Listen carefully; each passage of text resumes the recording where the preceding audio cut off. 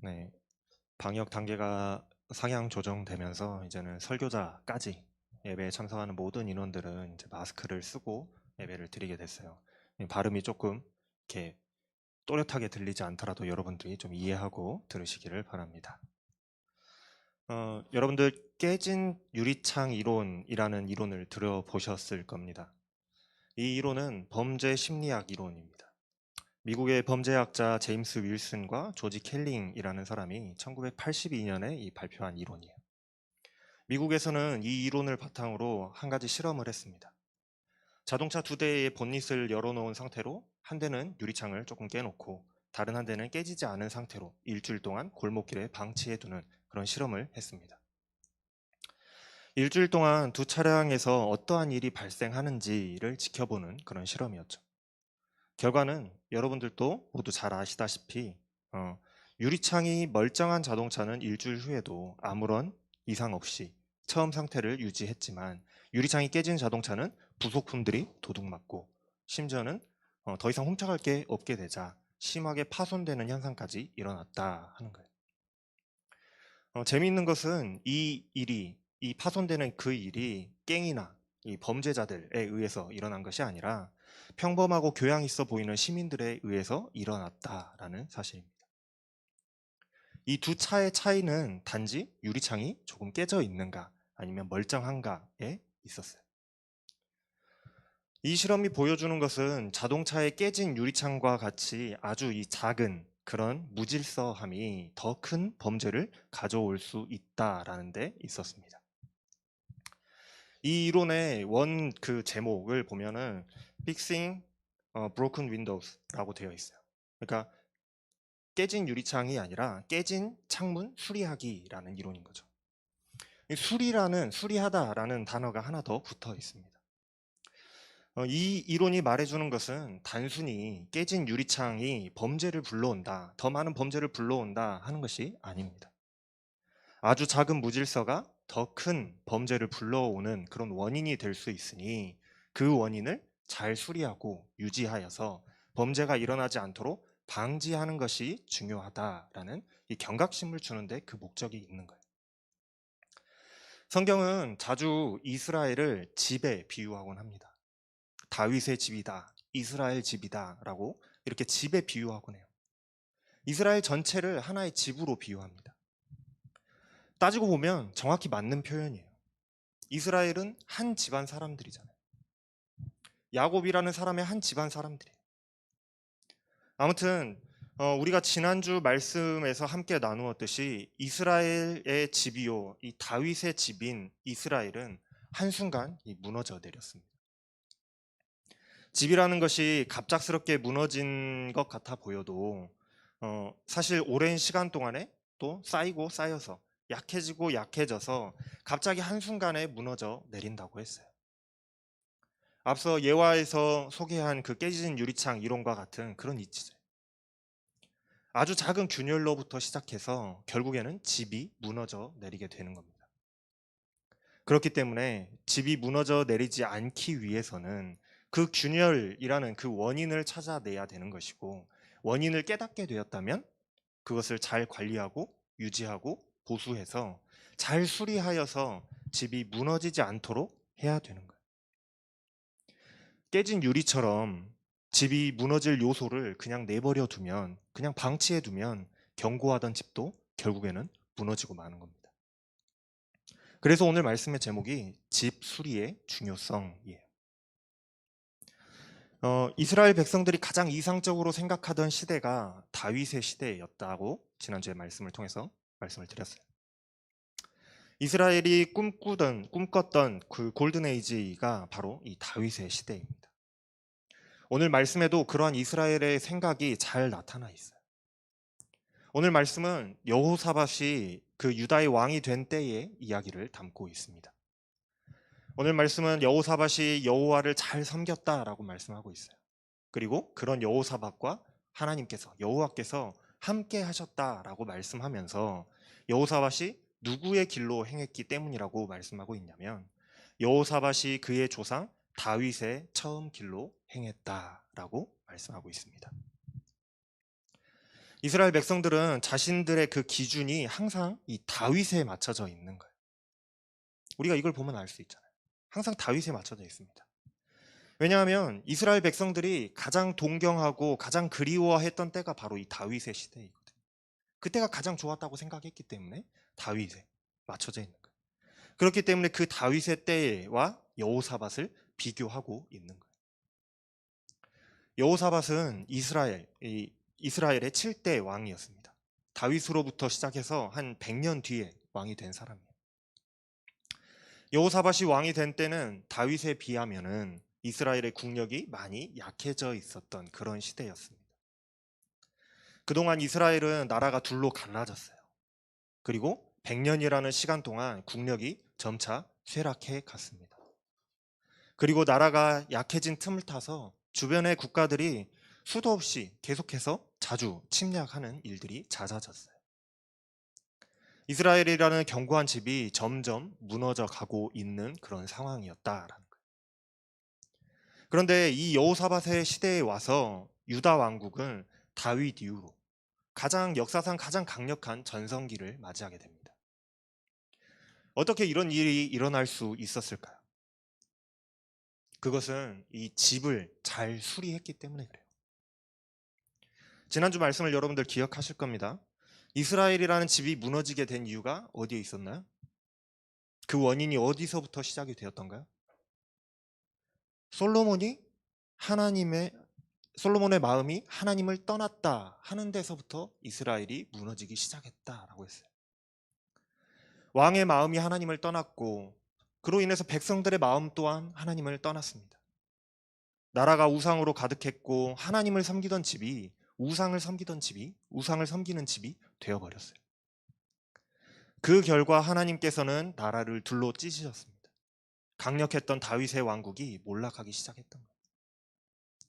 처음에는 그 정도로 나라가 분열할 거라고는 생각지도 못했을 거예요. 아마 솔로몬 때는 아마 그렇게 생각했겠죠. 설마 나라가 쪼개지겠어. 생각지도 못했을 겁니다. 깨닫지 못했기에 고치지도 못했겠죠. 자, 그렇다면은 원인을 알았으면 어떻게 해야 돼요? 원인을 알았으면 방치하는 것이 아니라 고쳐야 되는 겁니다. 수리해야겠죠. 다시 하나님께로 돌아가야 하는 것입니다. 잘못을 수리해야 되는 거예요. 바로 그 일을 하나님으로부터 떠났던 그 마음을 다시 하나님께로 되돌리는 그 일을 여호사밧이 했어요. 여호사밧이 집을 수리하기 시작했다라는 거예요. 물론 여호사밧의 아버지 아사 왕 때에도 그러한 노력들을 했습니다. 안 한 게 아니에요. 했어요. 그러나 여호사밧에 와서 진정한 개혁이 단행되었다라고 할 수가 있습니다. 여호사밧은 왕이 되자 나라를 정비하기 시작했습니다. 군사를 육성하고 성을 견고하게 만들고 그곳에 군대를 주둔시키고 주변국들이 침략하지 못하도록 스스로를 강하게 만들었어요. 그러나 여호사밧의 진정한 업적은 군사력 강화에 있는 것이 아니라 종교 개혁을 했다라는 데 있습니다. 여호사밧은 솔로몬의 길이 아니라 다윗의 처음 길로 행하여서 바알을 섬기지 아니하고 오직 하나님께 구하고 하나님의 계명을 지켜 행하고 이스라엘과 같이 행하지 않았다라고 오늘 말씀은 말씀하고 있어요.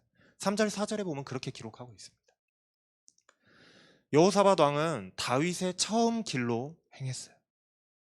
다윗의 처음 길이라는 것은 그토록 하나님을 사랑했고 또 하나님만을 의지하면서 따랐던 다윗 왕의 그 순수한 신앙의 길을 의미합니다. 여호사밧도 그 신앙을 따랐다라는 거예요.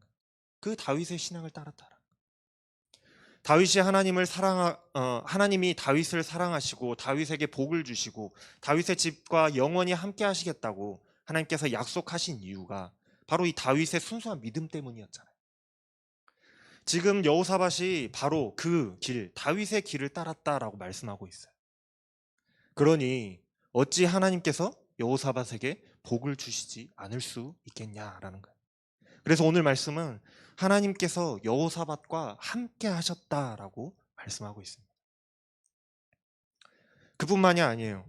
여호사밧이 이스라엘의 행위를 따르지 않았다라고 말씀하고 있습니다. 여호사밧 당시는 굉장히 혼란한 시대였습니다.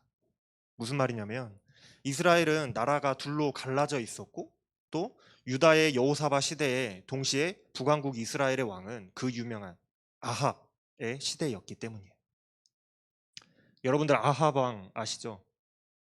한 번쯤은 들어보셨죠? 이스라엘의 악한 왕을 꼽으라고 한다면 가장 먼저 꼽히는 사람이 이 아합 왕입니다. 왕후 이세벨에 의해서 우상 숭배가 나라에 가득했던 시대였어요. 이때 얼마나 많은 하나님의 선지자들이 이 왕과 왕비의 손에 잡혀서 죽었는지 몰라요. 난세에 영웅이 난다고 시대가 악했던 만큼 위대한 선지자가 활동했으니 그 유명한 선지자 엘리야 또한 이 시대에 활동했던 사람입니다.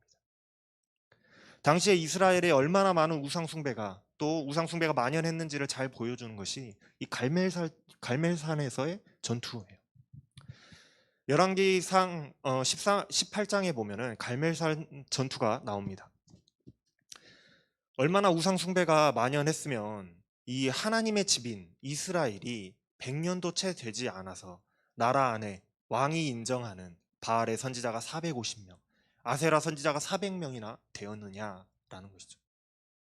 아마 이게 다가 아니었을 겁니다. 엘리야하고 대결하러 나온 사람만 숫자가 850명 정도이지 아마도 그것보다는 훨씬 더 많은 우상의 선지자들이 있었을 거예요. 나라가 썩을 대로 썩어버렸다라는 거예요. 단 100년 만에.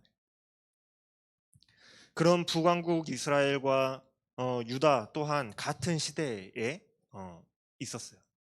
이 여호사밧이 왕으로 통치하던 시대가 그 시대였다라는 거예요. 유다가 북왕국 이스라엘만큼은 아니었을지라고 할지라도 그 안에 얼마나 많은 우상 숭배가 있었는지를 우리는 간접적으로 알 수가 있는 거예요. 그런 혼란한 시대에 여호사밧은 왕이 되었습니다. 그러나 여호사밧은 그런 북왕국 이스라엘과 같은 그 행위를 따르지 않았다라고 말씀하고 있는 거죠. 여호사밧은 다윗의 신앙을 따라서 자신이 먼저 바알 숭배를 끊어냈습니다. 또 높은 산마다 설치되어 있던 많은 우상의 산당들을 전부 다 부쉈고요. 나라 안에 아세라 신, 그 신상들을 제거했습니다. 모든 우상들을 걷어내고 온전히 하나님을 섬기는 일에 최선을 다했다라는 거예요. 왕이 이렇게 하니까 백성들도 자연스럽게 왕의 신앙을 따라가지 않겠어요? 백성들도 자연스럽게 우상 숭배를 배척하는 겁니다. 그뿐만이 아니었어요. 여호사밧은 백성들을 교육하기 위해서 사람들을 세우고 그들을 보내서 백성들에게 하나님의 계명을 가르치는 데에, 하나님의 율법을 가르치는 데에 온 힘을 쏟았습니다. 정리하면 여호사밧은 우상 숭배를 멀리했어요. 그리고 더 나아가서 나라 안의 우상들을 모두 파괴했습니다. 그리고 백성들에게는 하나님의 계명을 가르쳤어요. 여호사밧은 이스라엘 집이 무너진 원인을 수리하기 위해서 애쓰고 또 애썼던 겁니다. 하나님으로부터 떠났던 그 유다의 행실이 다시 하나님께로 돌아가기 위해서 힘쓰고 노력했던 거예요. 그 결과가 어땠을까요? 우리는 10절 이하의 말씀들, 오늘 우리가 읽지는 않았지만 이 10절 이하의 말씀들을 보면은 그 결과를 알 수가 있습니다. 10절의 말씀입니다. 여호와께서 유다 사방 모든 나라에 두려움을 주사 여호사밧과 싸우지 못하게 하시매. 하나님께서 유다를 다시 강성하게 하셨다라는 사실이에요. 유다를 호시탐탐 침략하던 그 나라들이 여호사밧의 때에는 조공을 바치고 오히려 유다가 두려워서 침략하지 못하는, 두려워서 떠는 그런 일들이 일어났어요. 백성들은 왕을 잘 섬겼고요. 나라는 점점 강성해져 갔습니다. 그래서 수많은 군사를 거느리게 되었다라는 사실이 오늘 말씀의 후반부에 기록되어 있어요. 나라가 이 여호사밧의 때에 얼마나 강성해졌던지 다윗의 시절에는 이스라엘의 군세가 130만이었다라고 성경에 기록되어 있거든요. 그런데 나라가 반쪽으로 쪼개졌고 국력도 많이 쇠퇴해 있던, 많이 약해져 있던 이 여호사밧의 시대에 군세가 무려 116만이나 되었다라는 사실이에요. 어마어마한 회복이잖아요. 이스라엘 역사상 다윗 시대의 다음 가는 그런 황금기가 이 여호사밧의 시대에 찾아왔던 겁니다. 어떻게 이런 회복이 있을 수 있었을까요? 어떻게 이런 회복이 있었는가? 여호사밧이 하나님께로 돌아왔더니 생겼던 일인 겁니다. 간단히 두 나라를 비교해 봅시다. 동시대에 여호사밧의 유다 왕국과 아합의 이 북왕국 이스라엘. 같은 이스라엘에서 시작했으나 두 나라는 너무나도 차이가 났습니다. 유다는 다시금 하나님 앞으로 돌아가기 위해서 노력하고 또 노력했습니다. 그 결과 여호사밧의 나라는 날로 강성해져 갔지만 남왕국 유다는 날이 가면 갈수록 우상 숭배가 심해지고 하나님의 선지자에 대한 핍박이 심해졌어요. 그 결과 아합의 나라는 날로 갈수록 쇠락해 갔습니다. 깨진 유리창의 그 이론의 실험처럼 두 경우의 차이점은 단 한 가지입니다. 하나님을 잘 섬기는가, 누가 하나님 앞에 서 있는가였습니다. 여러분, 겉보기에 견고한 집이 한순간 무너지는 것처럼 보일 수 있어요. 그러나 그 집이 무너지기까지는 아주 작은 균열이 오랫동안 쌓이고 쌓여서 버틸 수 없게 되었을 그때에 한순간 무너지는 것입니다. 균열은 방치하게 되면 무너집니다. 집을 잘 수리하고 관리하여서 집이 무너지지 않도록 하는 것이 중요합니다. 우리의 영혼의 집 또한 마찬가지예요. 우리 신앙의 집 또한 정말 사소한 것에서부터 무너져 내릴 수 있습니다. 하나님 앞에서 한 번 떠났던 것이, 하나님 앞에서 한 번 멀어졌던 것이 두 번이 되고 세 번이 되고 점점 하나님으로부터 멀어지는 일이 될 수 있어요. 그렇게 하나님과 멀어져서 더 이상 돌아오지 않는 영혼들을 우리는 종종 보게 됩니다. 그렇게 되는 것이 남일만은 아닐 수 있어요. 나는 아니라고 생각할지 모르지만 나 또한 작은 구멍 하나를 잘 관리하지 못하고 수리하지 않으면 나의 신앙의 집 또한 언젠가는 무너져 내릴 수 있다라는 사실을 알아야 되는 겁니다. 우리는 그렇게 되지 않기 위해서 늘 살피고 주의하면서 나의 신앙을 점검하여서 수리하고 보수하고 유지해야 됩니다. 언제까지나 나의 믿음의 집을 잘 관리하여서 무너지지 않고 든든히 선다면 그것이 가장 좋은 길이 되는 거예요. 그러나 혹시라도 내가 하나님 앞에서 떠나는 일이 발생하게 된다면, 나도 모르는 사이에 내가 하나님을 떠났다면, 내가 신앙의 깊은 슬럼프에 빠져 있다라고 한다면 오늘의 말씀을 기억하고 그때가 언제가 될지는 모르겠지만 언제건 깨닫고 여러분들 돌이키시길 바랍니다. 여러분의 영혼의 집을 수리하시기를 바라요. 중요한 것은 비록 내가 넘어졌다고 할지라도 다시 하나님 앞으로 돌아오는 것입니다. 돌아와야 되는 거예요. 우리 하나님은 사랑이 많으신 하나님이십니다. 우리가 작은 실수를 할 때에도 잠깐 하나님께로부터 돌아서서 떠났다고 할지라도 하나님께서는 우리를 포기하지 않으시고 기다리시고 또 기다리시는 그런 하나님이세요. 그리고 우리가 깨닫고 회개하고 돌아왔을 때에 그런 우리를 다시금 사랑으로 안아주시는 하나님이십니다. 다시 회복시키시는 하나님이세요.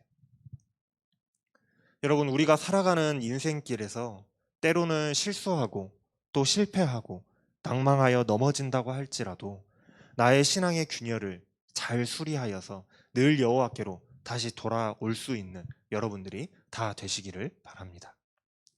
마지막으로 오늘 말씀을 준비하면서 계속해서 저도 모르게 흥얼거렸던 찬양이 하나 있어요. 이거를 우리가 함께 나눴으면 좋겠습니다. 잠시 찬양의 가사를 여러분들이 묵상하실 때에 찬양의 가사를 깊이 한번 묵상해 보시고 오늘 말씀을 한번 생각하시면서 묵상하시면 좋겠고, 찬양이 끝나면 제가 기도하도록 하겠습니다.